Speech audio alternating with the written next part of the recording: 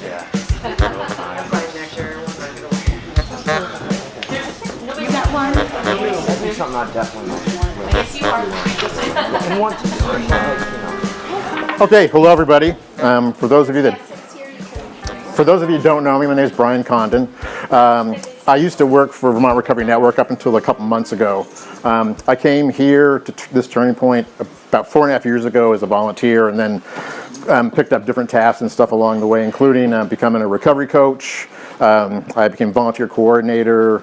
I joined the Pathways to Recovery project when it started out. I was a pathway guide for the first 2.5 years of it, project manager for almost the last year, until I left a few weeks ago. And I started working as a addiction counselor at one of the hubs here in town about 1.5 years ago. I'm there full time right now, but I'm still involved with the center and doing things like this. So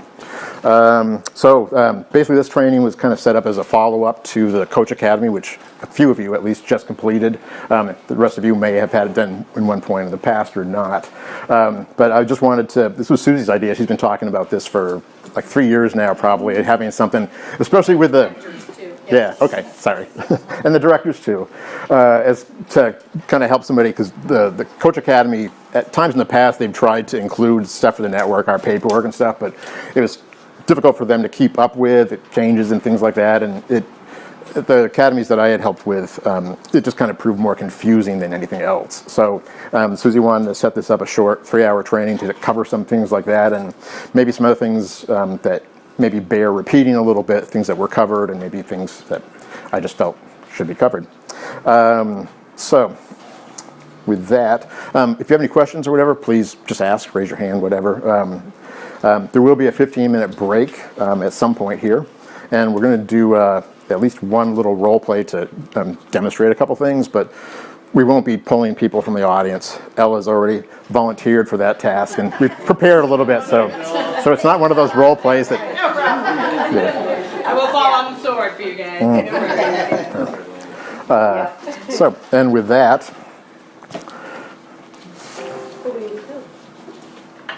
that, this is not working.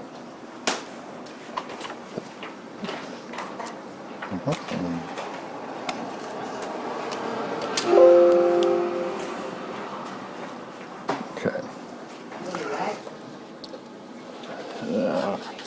This is not my laptop either, so I got to remember to use the mouse.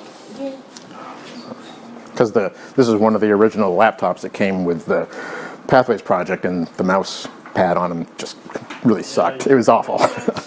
Yeah. No, that's why I never even used that one. All right. So people with addiction can be like a southerner stuck in New England snow, gun in the engine and making matters worse. There are skills and tools to get out of a snowbank, but unless the driver asks for help or someone presents help, the driver will just get more stuck. That's a quote from Jeff Kane, MD, who's the chief of addiction medicine at the Brattleboro Retreat. He does a lot of different events and stuff with myself, and I like that quote. This is kind of obvious, but what is recovery? What is your definition? Everyone has their own definition of it, and basically my main point with that is just when you start coaching somebody, see what they think recovery is, and it may be kind of, it may probably won't match your own because everyone's got their own, but as a person goes on in recovery, being coached, say, they pick up a lot of other things. If I look back at myself, like what I would have defined recovery as for me, 4 years ago, it's vastly different now. So one thing I urge, when you're coaching somebody, is just to see what their definition is. Don't give them yours. Coaching is not about telling anybody what to do or how things are or anything. Just kind of see where they're at and use that information to build on how you're going to coach them. Oh, and my definition of recovery, it's been evolving, but it's improving one's life and growing as a person to an extent that no one longer considers or even desires using substances of any kind. The working definition from SAMHSA, which I really like this one, they have a whole 2-page thing that breaks it down into little dimensions and stuff, and it's really kind of ingenious, but it's a process of change through which individuals improve their health and wellness, live a self-directed life, and strive to reach their full potential. One of the things with all the people I've worked with, both as a counselor and as a coach here, is the self-directed life. You know, a lot of people often feel like they're directed by somebody else, situations and stuff, but getting them to kind of see, you know, that, well, I do have some control. I don't have all control, but, you know, let's pick out the parts that I can do myself and work forward, or the people that can enlist for help. You've all been asked this before, I'm sure, at least the coaches here. Is a coach, that's the same thing as a sponsor, right? How many been asked that before? Yeah. This quote is courtesy of Ella. She said this. She helps me with an intro to recovery orientation at the clinic I work at, and she just came up with this. So her definition here is of the difference. A sponsor is someone who leads you down a path to recovery that they walk themselves. A coach is someone who stands shoulder to shoulder with you as you find your own path to recovery. Big distinction. I think that probably sums it up, you know, where you're being led by somebody with experience that this is how I did it, or this is how we do it. And then a coach is like, well, how do you want to do it? And I'm going to support you all the way. Thank you, Ella. This is from the VRN materials.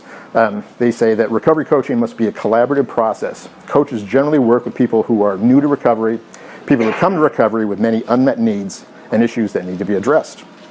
Recovery coaches facilitate developing a realistic recovery wellness plan by providing collaborative guidance or support in responding to difficult situations. I like the part about collaborative, you know, like the easiest times I've had working with people is when I was able to talk to another coach, my supervisor or something like that, to, you know, work things, you know, and obviously working with the coachee themselves. You know, they should be doing most of the work. Cushion and a half lotus posture. All right. Okay, assume the position. All right. All right. You're feeling very sleepy. I don't know where the heck that came from. I was listening to that before. Yeah. Okay. Well, it was pretty benign anyway. Yeah. It's very. I was listening to it before to monitor my voice, calming tones. You know, it's like I'm just way too stressed here. And recovery coaches do not monitor anyone's abstinence. You know, we're not keeping track. The coachee, recovery, I tend to default to coachee, but or person being coached. You know, we're not keeping track of what they share with us is what they choose to share with us. We can try to encourage them to share as much, because honesty and being open is extremely valuable, but it's up to them in the end. And we do not provide reports on a participant's progress in recovery. Specifically, if somebody from another agency or something wants to find out, you know, if it's okay with the coachee, you know, we can say yes, they're attending, you know, but we cannot disclose how they're doing, what they've been up to, or anything like that. And from our brochure, a recovery coach is a partner who will help you define and achieve a series of goals that will further your recovery. Coach will link you with resources. Coaches provide support based on extensive training and their own experience. The last sentence especially applicable. And also from VRN documents. I love this, and I just had to include it before they remove it. Participants have the right to make choices you view as dumb. And this is actually very important to note, because, you know, I've worked with people that their ideas for recovery, what they think, is it getting cold? What they think they're going to do is going to work for them can be just in reality ludicrous, you know, just, you know, and unless it's potentially dangerous or something like that, you know, we need to let them let them try. And, you know, who knows, maybe their thinking's right. You know, I've learned a lot of things, some ideas that were like, I'm thinking, man, that's just not going to work, you know, but hey, you know, teach his own. And some of these things have really helped people. Or maybe they've decided on a certain path, that's working, it may not be quite enough, and they add another path to it, so to speak, you know, other things, you know. I know that worked with my own. I'm also a person in long-term recovery from alcohol use disorder, and I know in my own, you know, I tried a bunch of different things, and they may have helped a little bit, but not enough, or at all, and I just put together a little package of things that did help me. So we let them choose. Yes, we really mean all paths to recovery. What worked for us may not work for somebody else, and vice versa. And by using motivational interviewing, you can ask the questions, but it's still their call to make. If it doesn't work for them, they'll learn, you know. And I think I'm just going to touch upon like harm reduction really briefly, but dramatic pause for a drink. And like with harm reduction, the most a lot of people bristle at it and like, that's not going to work. You know, it needs to be complete abstinence or whatever. And, you know, and maybe that's true for some people, but, you know, I know for myself, you know, I tried, you know, of course I wanted to keep drinking, really. I mean, if there's a way to keep drinking and not have all the bad effects of it, I was going to try that. So I tried moderation management and, you know, just I'll drink less and stuff. And of course that didn't work. So I learned by trying that Brian, that's just not going to work. You know, you got to stop completely. But I wouldn't have known that if I hadn't tried. And then maybe I'd be abstinent, you know, 5 years later, like now, and still in the back of my mind thinking, well, you know, maybe I could drink a little bit, just one a night or on weekends. So, but I know now. So trial and error, you know, as long as it's not fatal or something. And we don't know everything. Pathways to recovery. Big question to ask, you know, especially if you're a new coach or even a coach that's been around for a while, is can you set aside your recovery to help somebody else figure their out? It's very easy to go back to what worked for us and thinking that that's going to work for everyone else, you know, and it's obviously not the case or whatever. And I've seen coaches over the years, sounds like I've been here forever, but coaches over the years that, you know, at the academy, they were great. They got the concept, you know, they were willing, you know, okay, I understand the value of these other paths, you know, I'm going to be that way. And then I'd talk to them a year later or whatever, and they're totally 12-step with their recovery coach. You know, they drifted back or went quickly back to it. So I think a matter of like keeping the idea from the academy, I know like when I left, I had a lot of ideas and stuff like that, and I forgot some of them because it was so much information, but just, you know, realizing that it really, you know, we shouldn't be, even whether, and being conscious of it too, because we could be kind of influencing somebody and then being aware of it, you know, towards something. So, and, you know, a lot of the many paths, you've heard them all before, but, and there's such variation. Moderation management or managed use, marijuana maintenance, you know, another controversial one, and you know, it's not something I would advocate for somebody, but a lot of people do it. You know, it's especially prevalent in people in recovering from an opioid use disorder. You know, at the clinic, I've got probably a third of my patients smoke pot. You know, and I'd rather they don't, and I bring it up with motivational interviewing and just, you know, ask them questions and stuff. But if it's still their choice to do it, you know, we don't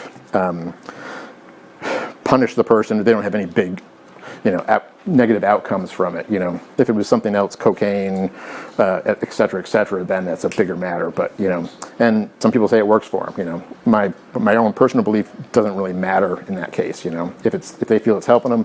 And my thought is, you know, if a person, you know, gets in a solid recovery away from their drug of choice or the one that may be causing the most problems for them, you know, maybe they'll decide, and I've seen that actually with a bunch of my patients, that, you know, a year down the road, that, yeah, you know, maybe I don't think I really need pot anymore, and then they stop. So, keeping that in mind helps. And obviously, no reason a person can't use a combination of the various paths. You know, that can kind of work. Just if you're 12-step doesn't mean you can't have a recovery coach and, you know, use a part of all of them. I don't think there's anyone that really contradicts the other. VRN coaching protocol from our materials. Each recovery center has appropriate procedures in place to address concerns and ensure prompt resolution of any issues that need to be addressed. The recovery coach supervisor will be responsible for the overall management of the recovery coaches in each center and will help determine good matches for recoveries seeking assistance.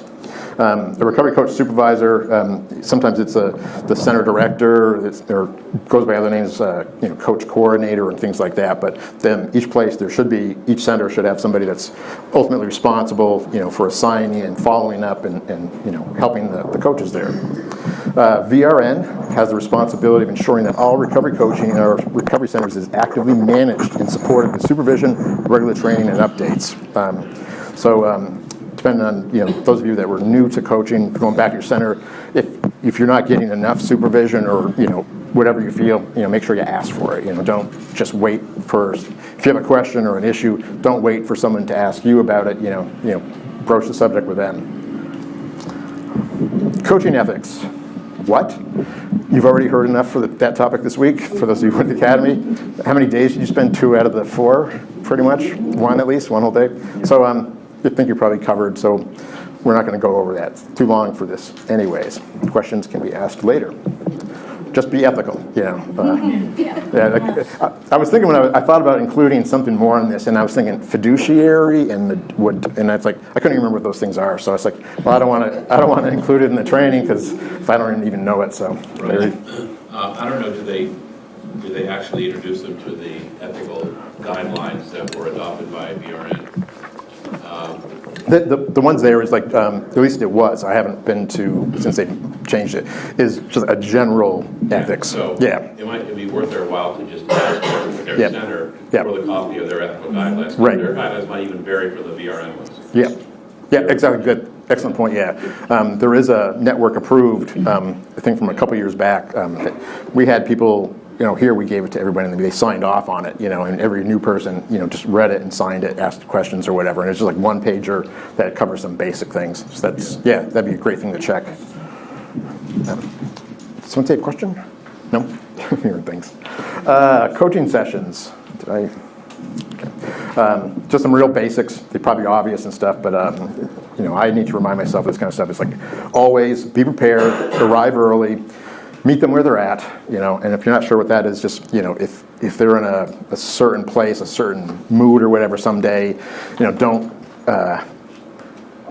meet them with a completely opposite. If a person's kind of worked up, anxious, or extremely happy or whatever, if you sit down and like, okay, you're going to just, it's going to more of a collision than working with somebody, so to at least a certain degree kind of, meet them where they're at there, and don't be all positive and jumping for joy and they come in and they're really down because something really bad just happened, that's just going to make things not connect. But if you kind of just observe them quickly, kind of get a feel, and then just, work with them on that, and maybe if it's a really positive, happy mood, just maintain it. And if they're kind of down, we're not in the job of making people feel good either. It's not like therapy where you're expected to leave the session happy and everything's wonderful, because you're working on some very hard, difficult issues and stuff. And that's not necessarily possible if you're actually working with somebody. If you spend the whole time just trying to make somebody be happy when they leave, you may not be actually working on the things that's going to make them eventually happy.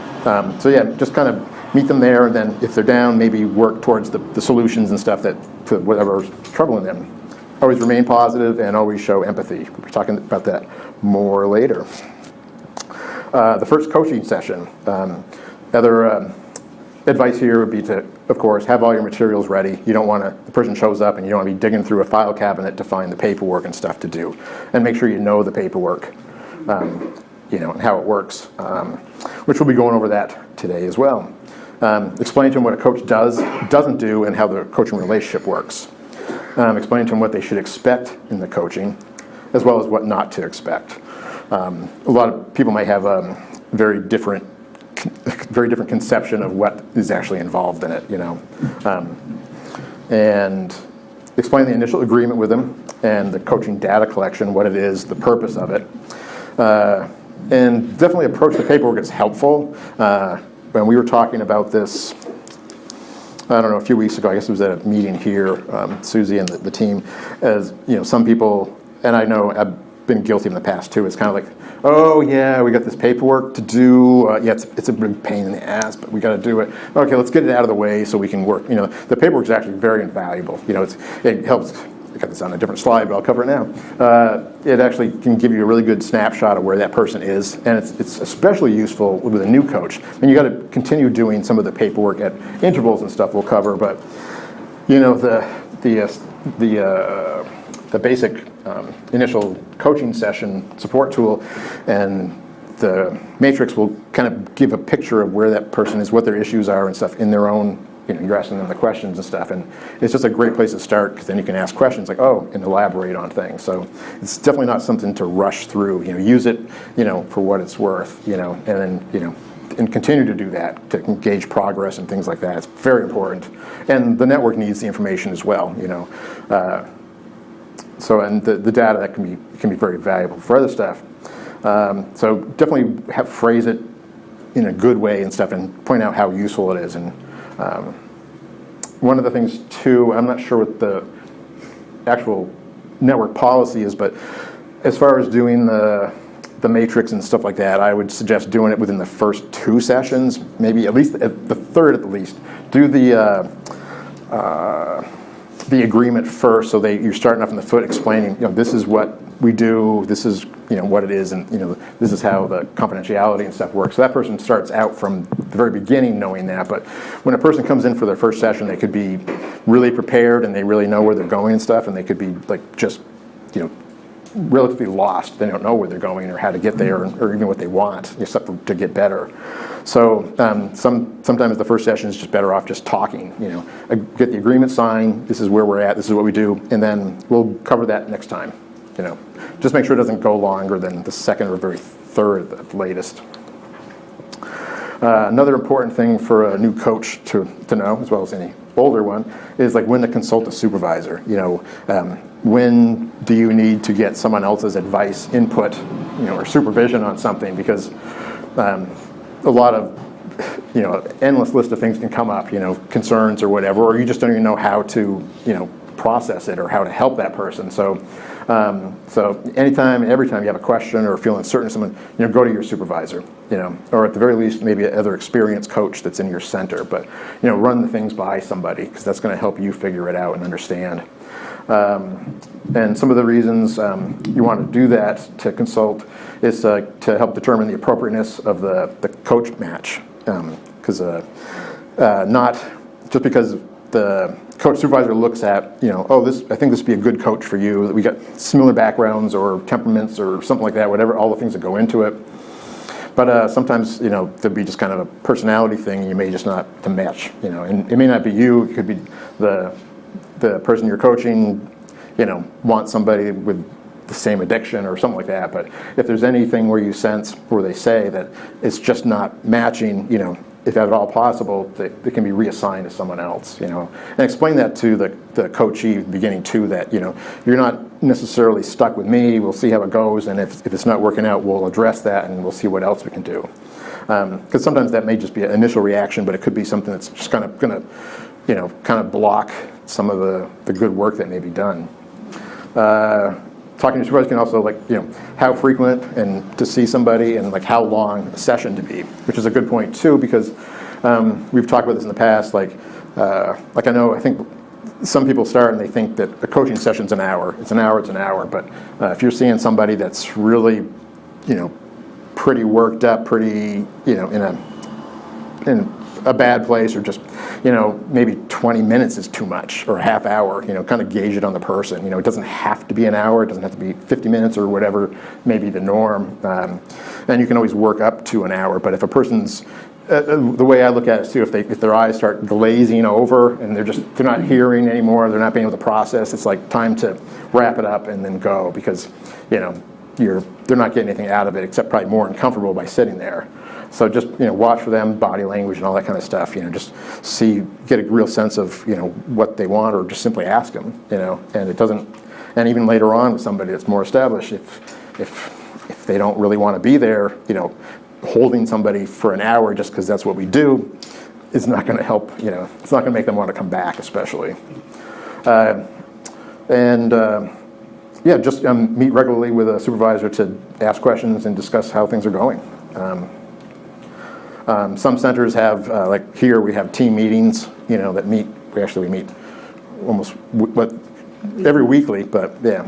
And then centers like that, it's a really good thing to have that, if, depending on the capacity and stuff, to meet and discuss issues and stuff like that, how things are going, ideas. Hey, I saw this, YouTube video that introduced some new ideas and things like that.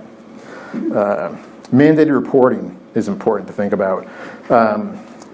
And basically, when I read through this stuff, it kind of varies a little bit on what legal requirements are. According to the documents, if a coach is paid to do coaching, and the last I knew, there were some centers that paid coaches and some that was just really volunteer. And that makes a difference legally. If a coach is paid, it's the law is legally mandated reporter. So if a person is showing any way, saying that they may harm themselves or others, or have also, that you're legally required to report that to somebody, someone that's going to help them or whatever, pass it on, And in any case, whether the person's a mandated reporter or not, talk to your supervisor. If you're unsure, this guy, he's, he's talking about he's been thinking about committing suicide. I'm really concerned. I'm not sure what to do. Maybe he's just bluffing. Maybe he just wants attention. I don't know if he's serious. And that's pretty overwhelming for anybody, but especially a newer coach. It's kind of like, oh my God, what do I do? I don't want to try to cheer this person up and send him home and then have something awful happen. So as soon as possible, talk even like then, if the person's talking and you're just really concerned and your supervisor's the door down or whatever, say, hey, can I take a few minutes and, just present it, because sometimes it could be a matter of, doing something then, may, prevent a horrible outcome. It's tough to say, because, people talk about it a lot, and they may not be, who knows, basically. We don't know, unless you can read their mind. We don't know how serious they are, if they're really, might, but you want to listen to them, and provide reassurance, but, get some help on it to help decide, somebody that's more experienced.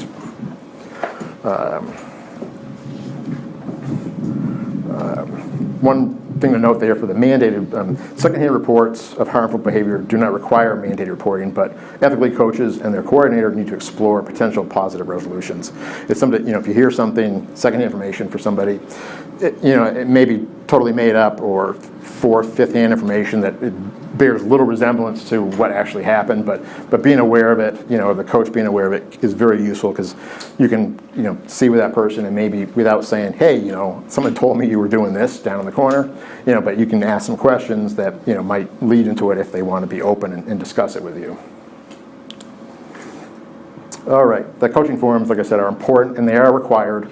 I'm not sure how it is across the network currently, where how many centers do the forms and stuff and turn them in and stuff. I've heard in the past mention that very few get mailed in. I'm talking about a year or two ago, so I really don't know. But it's good to note that they really are necessary. And there again, approach the paperwork is helpful. And all the stuff I just said a couple slides ago.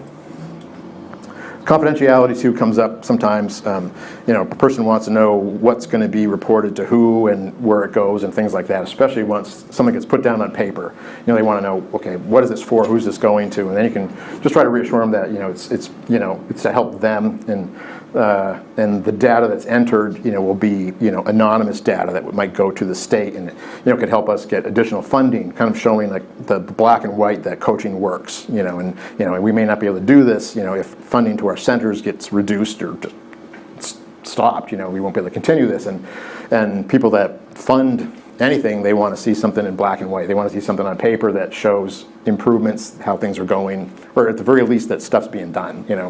If for example, if we don't have anything to submit, I worked on the Pathways to Recovery project for the 3.5 years, and we had, especially the first part when it was with Sam, but we had this horrible, was it 40-page survey we had to do with people? That was bad. And that was a hard sell to say, this is really useful. This is going to benefit you, when they're asking about safe sex and stuff. But it was required. It was a federal grant, and we had to show them. And personally, I question that. I don't think they probably looked at the numbers a whole lot or whatever, but by doing it, it's kind of showing that something's being done. They didn't just give us a bunch of money and then we sat around, and say, oh, good, we get a paycheck for 3 years or something. They want to see something generally. So, and it kind of works like that, but it's not invasion of their privacy or anything like that. The first. Another question. Yeah. Back to mandated reporting. Yes. It kind of contradicts the confidentiality thing. Do you mention that to the coaching? Oh, absolutely. Absolutely, yeah. That's something you want to tell them, and, I think. So in other words, when you say, everything you say is completely confidential, however, I am required. Well, that's the law, too. Right. It's simple as that, and it's just. The agreement, so it's easy to do. Yeah, but. Yeah, it says right. Yeah, exactly. It says we are legally and ethically obligated to report a recovery coaching participant's disclosure of personal involvement with child and/or elder abuse, neglect, threatened self-harm, or harm to others. And when you go through it, point it out and explain like what would be reported and what wouldn't. We're not, that mandated reporting doesn't mean that we're going to call their probation officer after each visit to say, hey, this person's kind of, but it's mean if a person, if those things happen and those are serious, they need to be addressed. We can't, under the guise of confidentiality, we can't ignore it and say, well, it's confidential, so you're going to go home and do something horrible. We can't overlook it. So it's just, and if, explain it in that way. It's to protect people, because that's the kind of stuff. It's a law for a reason, because it saves lives. The thing that stands out is self-harm. If someone indicates I just might as well end it now, or talk Right. about suicide or whatever. Right. You Yeah. gotta take it serious. And Yeah. And that's a tough one too, because and I'm not even sure what the answer is for that, because it's probably different for every person. But some people will talk about it and they're thinking about it. It's kind of an ongoing thing. It's a matter of if they indicate or you get a very strong impression that it's imminent. They may do it.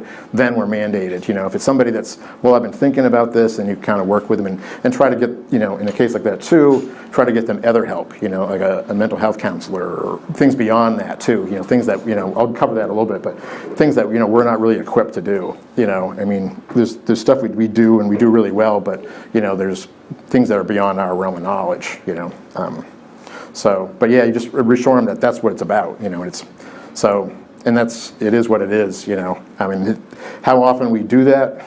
Extremely rare. I've never had to do that with anybody. And I've worked with coaching and counseling hundreds of people, and I've never had to use mandated reporting. But it's there in case, for their own sake. I just don't want to kind of scare them off. I don't think so. You and I talked about that a couple weeks ago, and the funny part is I've never really encountered that much with people. Even with like doing the pathway guide surveys when there's a gazillion questions, some of them extremely personal, and and I'm like, and I'm trying to, maybe I'm over explaining that this is confidential, it's only can be a number and stuff, and I don't care, whatever, But there are going to be individuals that will be concerned about it, and it's only if someone's going to get hurt, that's what it's for. We have that. I wouldn't even say it's a right. We're required to do that. I can't imagine anyone or very few people having a real issue with that. Because maybe like flip it to someone else. Say your brother was getting a coach or whatever, and he's talking about killing himself. Would you want that coach to call somebody, or just say, well, no, it's confidential, and if he dies, he dies. Flip it around to someone else they care about and, what they would want done. And they're going to say, oh, yeah, I want them to call. So if you can put it in a perspective that they can understand beyond, if they're not really... Well, common sense really plays part in it, too. Oh, of course, yeah. If you meet with somebody and you walk in and, yeah, I'm having a really shitty day, lost my job, girlfriend broke up with me, I just want to kill myself. Right.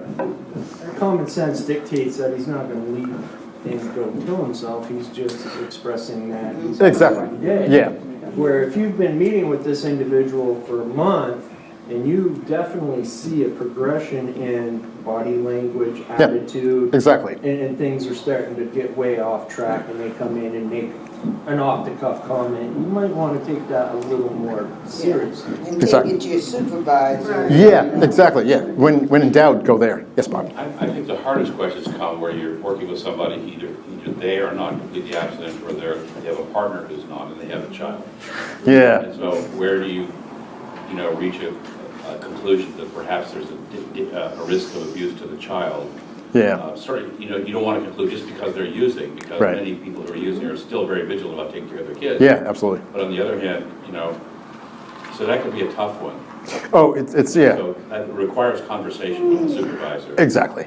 I've had both situations, the self-harm and the child's abuse come up. Both times I've called emergency services and they have followed up with the person. I'm still meeting with both people. They both were like, yep, your hands were tied. So. Yeah. Did you tell them before you called that you were going to call? Did you? No, I didn't, because Yeah. when somebody says they have a gun at home and I Yeah. say, hey, I'm gonna call emergency Yeah. services and they're headed home. Like, it depends on what it is. Yeah. Yeah. But that's terrific to know, that they, Yeah. But, so you do ask, what's the plan? I mean, that's Oh. usually what I'll say. is, Yeah. What's Right. the plan? Yeah. And get a sense of how well developed this is. Exactly. How Yep. serious. Yeah. Yeah. But it didn't affect the relationship. I mean, Yeah. they were pissed at me for like maybe 5 minutes. I know, Like, yeah, well, yeah. And the kind of thing like, if their kids were staying with another parent or something, what would they want done for that kid? Oh, definitely call. So there you go. I find that very effective. That's a really good point. Thank you. Because like, yeah, you don't just like, they may say, oh yeah, I came, it's a shitty day. I think I must go home and kill myself, but then you follow up on it, say, well, like, and just maybe not by asking like, well, are you really going to, but just the other questions like, well, okay, what's the matter and stuff. And you get a feel for where they're at, and then assess, and then run it by your supervisor and stuff, and then maybe make the call or whatever. I think in most cases, myself in that position, I would want to talk to someone else just to kind of talk it through, which is what coaching's all about, for that matter. Just talking it through with somebody, and like, yeah, and they can ask me a question. Oh yeah, I think this person really might. We're not mind readers. We can't predict the future, but we can be cautious, and and probably better to err on the side of caution a little bit. I think the key thing that Megan said was that she called emergency services because Yep. the coach is responsible for Yes. making the call. Yes. So the supervisor can't do that for them. Right, okay, yeah, good point, yeah. I just meant to consult, ask what their opinion and stuff, but yeah, they want to talk to the person that this was expressed to, and they got questions and stuff, so, yeah, and you may run the risk of alienating that coachee, but, if they did it, exactly, what's, There are much Yeah. larger potential consequences. exactly, yeah, and there's no cut and dry answers to any of that. It's getting a feel for people, and that's, what the academy and everything else, you do, just getting a feel for people, and especially that individual. That's why it's so wonderful to work with somebody for a while, because you get to know their moods and their attitudes, and Build a connection. absolutely a connection, and that kind of thing where they're going to feel much more comfortable and open with you. You build a rapport with them, and they'll probably talk to you about it. And if you don't have that, they're probably not going to tell you that they're thinking about it. They may even be planning it, but they're not going to mention it all because they don't want anyone to stand in their way or something. So the connection is key, and having them feel comfortable and trust you, despite the fact that you are a mandated reporter. I don't want to spend a ton of time on the paperwork, but since it's new to the new coaches, like I mentioned, the coaching agreement is absolutely very important, and like I said, should be done when you very first meet them, at least in the first session. They sign it, you sign it, and you give the form back to them. We don't keep copies of it. It's really for their own records, or to review later. I'm not sure how many of them actually make it to a place they can review later, but you make sure you cover it and stuff. They have to go through, we would say that we will support you and help you to establish a plan for recovery. We will help you to connect with people who can help you succeed in recovery, and we'll explore services you may want to consider using to support you in attaining a comfortable recovery. We will keep our relationship with you confidential, but we will acknowledge your participation in the program if you request that we do so. So if a probation officer or somebody else calls, say, hey, my client is coaching there, is he showing up, is he staying sober or whatever, if they call us, no. But if the person you're coaching tells you around, hey, my PO knows I'm doing this, he encourages it, and he may call to see if I'm showing up, and then that's okay. And then we'd tell the coachee that, and besides, even if you tell us to tell them stuff, we're not going to. We're going to just say, yes, he comes, he shows up, and end the matter, end of that. So You guys just finished up a Recovery Coach Academy down here, didn't you? yeah, yesterday, yeah, Yesterday? yeah. So how many of you guys attended that? Through the week, did they go over any paperwork No. with you? They don't go over network paperwork. Yeah, that's Built into like all organizations, so. yeah. Yeah, they Well, can. I know, I've sat with Peter and pretty much said, well, Yeah. depending on what organization you're, Yeah, you that's, know, you're coaching under, they have their own lines of yeah, paperwork. and that was one of the main reasons for this was It just for people seems working to in the me that network. If this paperwork is as important to not only the network, but your centers and funding, it should be part of the training. Just Well, put it out there. Yeah, well, it's been said before, and there's been different attempts at it, you know.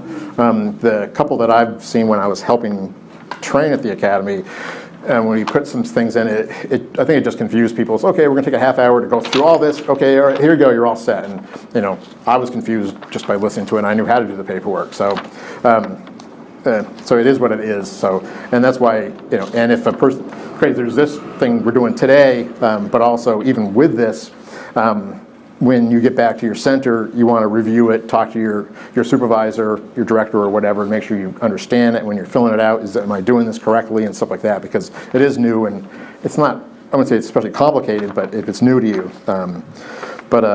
Yeah, it's a lot, you know, and I've talked to a bunch of coaches that, due to various reasons, they got back to the center and they were, you know, no one really explained if the paper wasn't covered or briefly at the academy. They got back to their center and they weren't doing it because they didn't really know, did I have to do that and stuff like that. So you want to make sure it's clear with everybody what the expectations are and follow up on it if you're a supervisor. Question Yeah. that I run into a lot, have no solution to. Anybody else have any ideas? I've had a bunch of people come in and get the agreement, so they have the piece of paper to go show the PO and never come back. Now it's like, Yeah. Wait. Yeah. I got the piece of paper. Yeah, yeah. Yeah, good point. I can't say that's occurred to me, but at least I wasn't aware they were doing it. But I've had, oh God, I don't know, probably half of the people that came in to start coaching, if they came back a second time, they didn't come back for a third time. You know, they, for whatever reason, you know, they didn't, you know. If they even showed up for the first appointment too. But that's a good, but I'm not sure what could we do with that, you know. Right. They're going to do. Well, one of the that's kind of a center director responsibility when doing presentations to P&P. I always point out to them, we Right. will confirm attendance at any of our programs. So if you're concerned about that, Yeah. bring that up with the person you're referring down to us, and we'll ask them too. Yeah. Is it okay to confirm attendance? Yeah, And then it's up to them, Yeah. you know? yeah, There's always going to be a few people who game the system, you know? Yeah. They can hand out that magic piece of paper. Yeah, right. Yeah. It's got your name on it. yeah. And hopefully the PO is wise enough, is experienced enough to know that this means you went there once. Maybe I want some more proof that you're going to be showing up a month later. You know, but yeah, it's kind of up to them and whether the person you're coaching is willing to, you know, have us say that you are. But yeah, it's a good point. But you know, I won't go on about probation and parole, but I mean, I only know here in town, and there's some really good people there, and there's some people that, you know, if I have to call them about something, you know, they don't call back or anything. You know, it's like, okay. But I'm sure it's different in every town. So, and they're obviously very busy people. And we mentioned the mandated reporting, recovery coaching in general. Recovery coaches and recovery centers do not provide formal clinical assessments, recommend any particular level of care, provide clinical treatment services, monitor abstinence, maintain clinical records, or dispense medications. So that's just part of the whole explanation, you know, and we want to go, during that first session, go beyond, you know, what we do and we don't do. And here's what we expect from you, the coachee. Your recovery is your responsibility. Any decisions you make after considering your options, they're your decisions and not the responsibility of the coach. Please keep your appointments, be on time. If you are unable to meet the scheduled appointment, please contact the coach as soon as possible. If you have any kind of internal rules or your own personal guidelines to like how many times can they not show up and things like that, or how to approach it when they do not show up, you know, that'd be good to talk to your supervisor about, and that could kind of vary. You know, I've had my own little rules, like, you know, like I kind of say 3 strikes you're out, but not like they're out, you know, kicked out, but because they're not coming anyways. But that kind of thing, like, you know, and I'll approach it. You know, if a person's late once, you know, just might ask them about it when they, you know, or just they don't show up once, and you call them and follow up and stuff. One of the key things that we talk about a lot is that when the coach is working harder than the person they're coaching at the recovery, that's wrong. It's a bad balance, you know, because, and it's and with a lot of things that we do and don't do, it's, you know, like you guys are all here because you care and you want to help people. And so you want to probably help them as much as possible. But sometimes that's going to be too much for you, or, you know, doing too much for a person is not helping them in the long run, you know. And we're going to go over boundaries in a little while. So you want to be aware of things like that, not going too far. But, you know, just kind of set up some parameters and vary. But, you know, whether a person, you know, doesn't show up twice, call them. And what I always do would, you know, if the third time they didn't show up, call them, leave a message. If they don't pick up, and say, hey, you know, maybe now is not the right time for you, but hey, please feel free to, you know, always left it on a positive note that you can come back anytime. Just ask. It's not like, don't feel that, you know, you've blown off 3 appointments in a row or something that you can't. We don't want you. Just say, hey, if you want it later on, you know, just let us know, and we're happy to, you know, start over. Could you also possibly to your coordinator or supervisor and maybe do a lateral? Maybe you and the person you're coaching aren't hitting it off. Maybe a lateral to some other coach might be the answer. Yeah, exactly. Yeah, find out why they're not showing up, if possible. You know, ask them, like, is it, you know, would you like a different coach, or is meeting once a week too much? You know, yeah, absolutely be flexible and stuff. You know, whatever we can do to get help for that person, it's going to work for them. Understand and agree that not seek to hold the recovery coach, recovery center, or VRN legally responsible for decisions or actions. You can contact the coordinator who signs below with any questions or concerns you have. So yeah, like with this, there's the coachee's name and signature, the coach, and then the coordinator signature. I'm not sure how every center does the coordinator one. That can be kind of problematic if the person's not here at the time, and especially since you're handing this back to the person you're coaching. You know, I've kind of been flexible, and it's like, well, the coordinator's not available, and I didn't see much sense in handing this paper back to him 3 weeks later, and if the coordinator signs it with that person not even present, does it really show anything? So that'd be a question, I guess, to ask your director or your coordinator, how they want to approach that. So that's the agreement.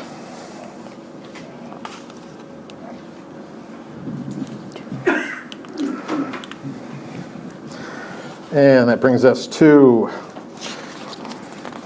the recovery coaching support tool. This would be the second thing that you do with a new person you're coaching. The follow-up looks extremely similar to the initial one, but just at the top it'll be initial. Make sure you put the date, put the participant's name, first and last name, gender, year of birth, and the center location. Very important to put the center location.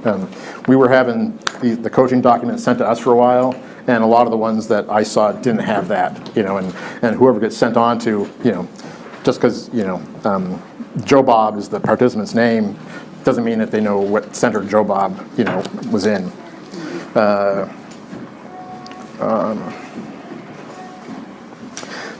Basic questions, you know, who referred you to recovery coaching, you know, circle it.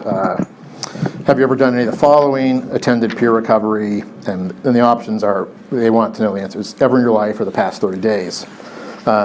One thing with this, someone may ask, you know, and maybe people do it differently, about whether to have the person fill this out themselves or you read the questions to them. And I would, unless there's some other circumstances, I would say definitely read the questions to them. That's, you know, if a person's filling it out themselves, and even if you look at it fairly close after, you're not going to get a feel for that person. Like, are they going to support meetings and things like that, you know?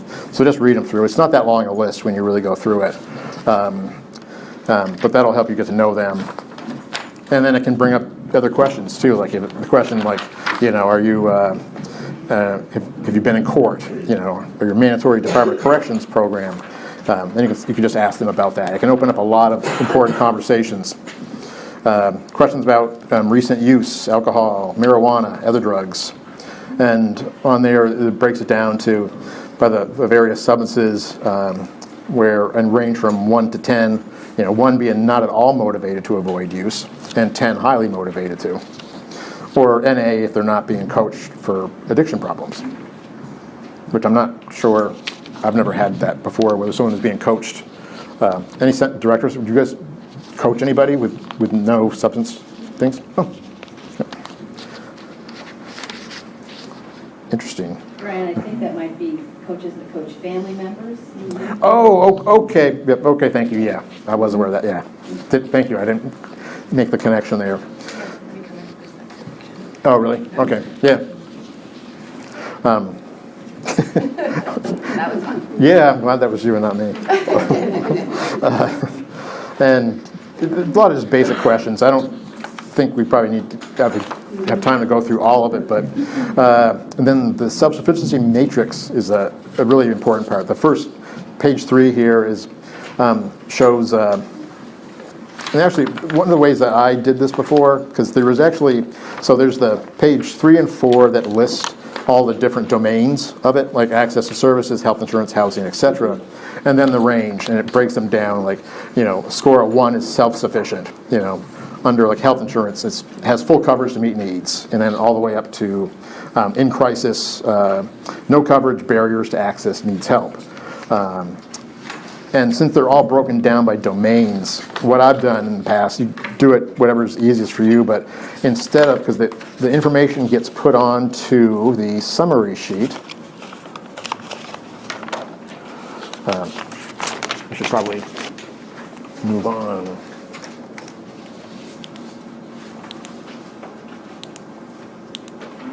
So there's the self-sufficiency matrix summary sheet. And that breaks it down, and then this is especially useful because it breaks it down to initial session 6 weeks, 3 months, 6 months, 9 months, a year, and then a final if the person is getting done. It is important to, if a person is getting done, whether it be 6 weeks or a year or more later, to get like a final check with them if it's possible, but if they say, hey, I think I'm going to meet one more time or whatever, try to get like a final thing so you can we can look at from beginning to end, what changes, may have been made and stuff. But the scores from the other 2 sheets get put onto this one here. And I've found it easier in most cases to just like circle the one under the domain right on the initial sheet, and then I'll just add it to the column on the other one. Yes? Are those being tracked and reported like they used to be? Oh, yeah, exactly. These are, all the paperwork gets sent to a place that I'm not sure of. Yeah, they didn't.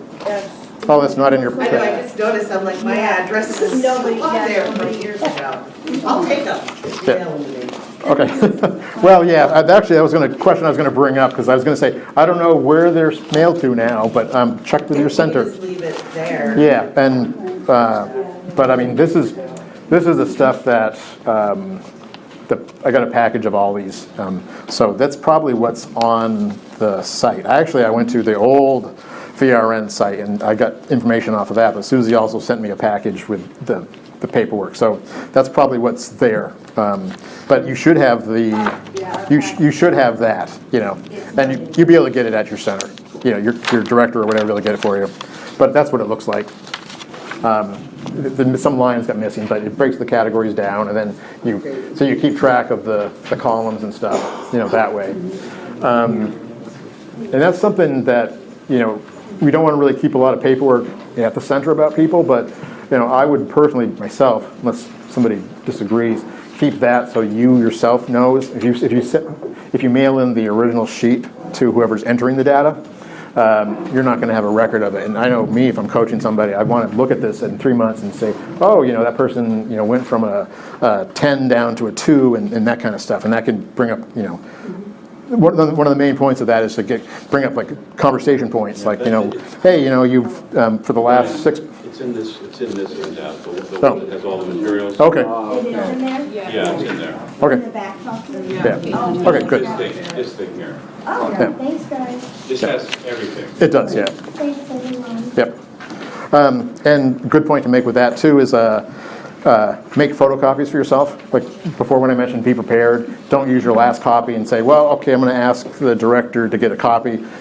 Do that right away, or just keep up with the copies yourself. Always have a few extra, just so you don't have to make a person wait because you're, looking for paperwork somewhere to fill out. Making the copies. Any questions on any of that? probably more, you might more likely to have questions after you do it a time or two. He was just wondering where. Yeah. Yeah, in that, the stapled one, there's everything. Yep. For anybody who's unsure about whether this makes sense to do this, all I can say is that my experience has been that people come in and as they start to get, their brains start to clear out, they realize there's a whole world of shit around them that they haven't been dealing with. Yeah. And it's just like everything is so swirling around it, it's in no particular order, and it all seems hopeless. And so, well, fuck it, I'm just going to go use again.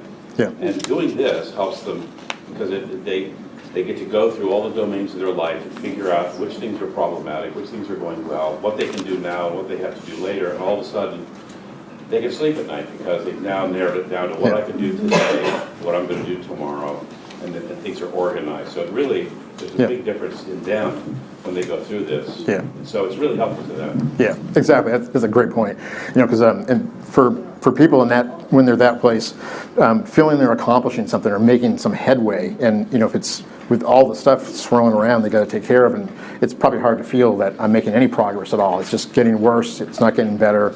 But if we have something like this, you can prioritize. Like, okay, what's the biggest thing? You know, housing's a big one usually. You know, without housing, everything else is a million times harder and stuff. So maybe, do you want to, let's focus on housing first? And some of the scores can kind of indicate, well, what are the ones is more dire? And then by making a little bit of progress and being aware of it for that person, they'll feel they're moving and they'll be more motivated to continue. And the thing is that this is for the first time, this is what their priorities are. This Right. is what they think is important. Yep. Not what somebody else has told them they need to do. Exactly. Yeah.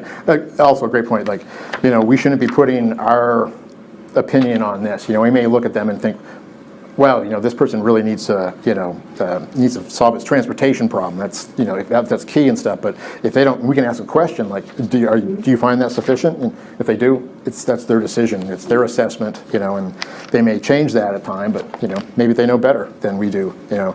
But, yeah, I see that a lot. You know, there's been people that are thinking like, wow, it seems to me that this person really needs to work on that. And I can ask a question again about it. You know, I see you put a 5 on here, and if that's what their real assessment is, you know, then that's what we go with. The page 6, if you have it, is the participants, wrong way, recovery priorities. That's also something you could fill out the first time or the day you do the main paperwork, but it could be done, you know, a couple weeks later too. It's like, you know, set a priority number 1 and come up with action steps. You know, this might be better for the second or third time you meet with somebody, and just think, okay, what do you think the steps should be? What's first? What do you need to do first to get to step 2, step 3 and stuff? You know, and they choose the domains, the priorities, and then keep that sheet to write in results, notes, ideas and stuff. So you can refer to that when they come back and stuff, because that's one thing too with keeping some paperwork is you've got something to refer to, because if you have a memory like mine, even a week later, you're not going to necessarily remember what's specific about somebody, you know. But with it being like under lock and key, away, no one else has access, and probably not even have their like full name or something on these pages, you can look back and with that person and say, oh, this is what we talked about on this date, and how's that going? Make some progress notes. The next form is the follow-up, which looks almost identical to the initial at first glance, and it breaks it down to like the weeks, you know, do these at the 6 weeks, 3 months, 6 months, 9 months. And there again, if on week 6 you don't see them or you forget something's more important, you know, that's also a good thing to mention is, you know, it's good to stay on schedule with these things, but if something more important, more dire is going on that week, you absolutely don't say, "Oh no, I'm sorry, we can't talk about someone dying. We got to fill this thing out." You know, so you got to be flexible and stuff. You know, and just try to get as close as possible to those time periods.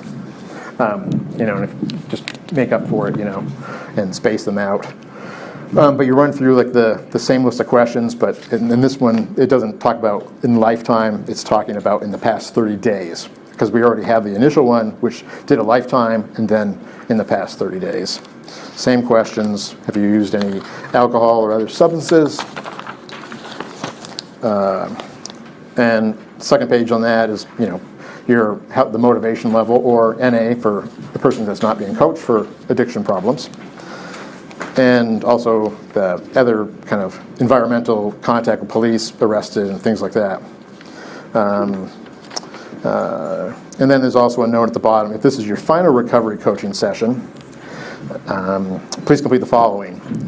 Circle all that apply. A, I am ready to move on to recovery and no longer need coaching. I do not feel that coaching's working. I'm moving, etc.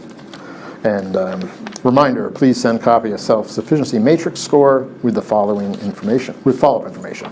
So that way, it's a good point to make is the fact that it's good data for us to have to be sent in the initial one, but without a follow-up information, it's not that useful. We know where somebody was at a certain point in time. That doesn't tell us, where they're at 6 months, 3 months, or a year later when they're finishing up.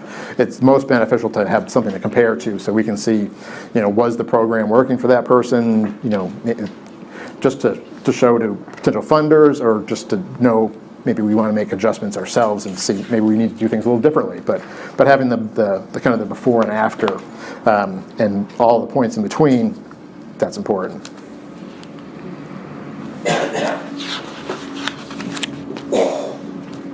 And the last form, which I didn't have in that package, I didn't center that very well, but I did put the note where to mail documents, so anyone that knows that can come up with it, or it remains to be seen, ask your center director. But the way that we've been doing it, I believe, is mailing the documents. At one point, some of the centers were entering the data themselves, which was kind of a torturous process on our old website. So I'm not sure where we are with that. But the checklist, I would keep with all the other information there. And it's really good information, like how to contact the person, their phone number, is it okay to leave a message, run through this with them. Is it okay to text you? That's a very important thing to keep in mind too, to check with somebody before you leave somebody a voicemail or send them a text. Somebody may not want others to know they're being coached, or they have a problem at all, and no, don't ever leave a message. If I pick up, fine, but don't leave a message, for my mom to hear or something, So that's totally, they're right in that. So you want to know that if you need to call them at some point. And there's also the checklist part is like follow-up recovery coaching session reports, like 6 weeks, 3 months, day completed. That way you can kind of keep track on one thing, what you've done. Especially if you didn't elect to save copies of that, you might not remember if you did it at 3 months or whatever. So put the date completed on that. And then, like Kristen said, her address is on here. But that was from a point that you were doing that. Yeah. So, but It means I'm going to do it again. Yeah, but it's. I love all the forms. Yeah. Please send Like, it. that's around the country. Okay. Yeah. So there you go. And I would suggest too, not waiting. This especially with the pathways. You might be like, well, don't want to waste the mail, and I'll hold on to a few surveys and mail them all at once. But someone's got to enter these things, and it's easier to not get a whole pile of them at one time. Show them in consistently, and that way we know the network knows that these are things that are being done on a regular basis too, and that way they don't get lost too. If it's a messy office or whatever, and you got a folder, you're collecting them and stuff, that gets misplaced by somebody, then it's all lost. All right, what would you guys say about a 10 to 15 minute break now that we're through all that dry stuff?